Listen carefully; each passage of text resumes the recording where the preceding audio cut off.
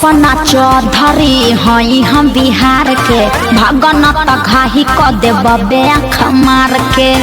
हरे का बुझला सपना चौधरी हई हम बिहार के भगन घाही क देबे आँख मार के। नहीं घबराइब नहीं तारा से डराइब लेके घूम तू के तनो बाउंसर। कौन हो तुम?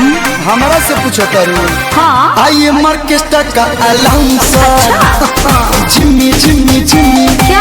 आजा आजा आजा पागल। आई एम ऑर्केस्ट्रा का अलाउंसर। अच्छा ये से अपना वही बड़ा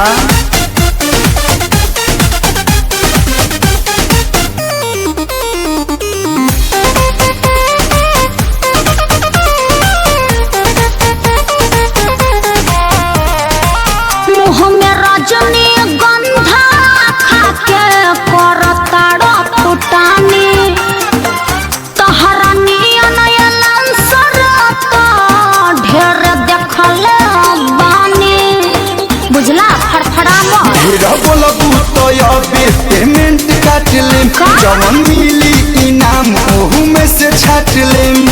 तोहरा के बता दे दोसर हीरोइन मांगा ले हमरा लगे बड़े ढेर फाइनेंसर। सुनो कितने फाइनेंसर को पॉकेट में लेके चलती हूँ। तुम क्या हो बे? आई एम ऑर्केस्ट्रा का अलाउंसर। क्या? जिम्मी जिम्मी जिम्मी आजा आजा आजा आई एम ऑर्केस्ट्रा का अलाउंसर। हाँ हाँ देखाऊँ मैं वही सोने लगता रहो।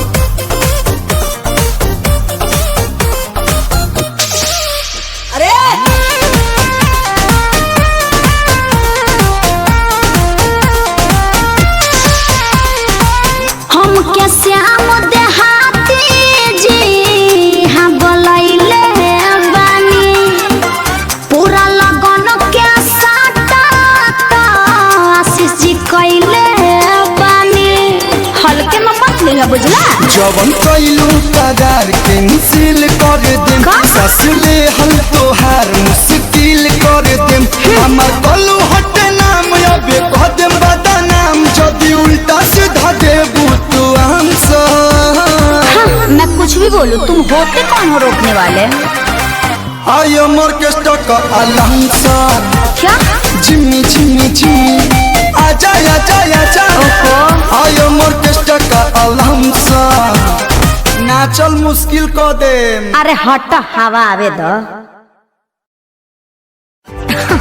अरे पूरा इंडिया हिली बाबू खाली तू देखत जा।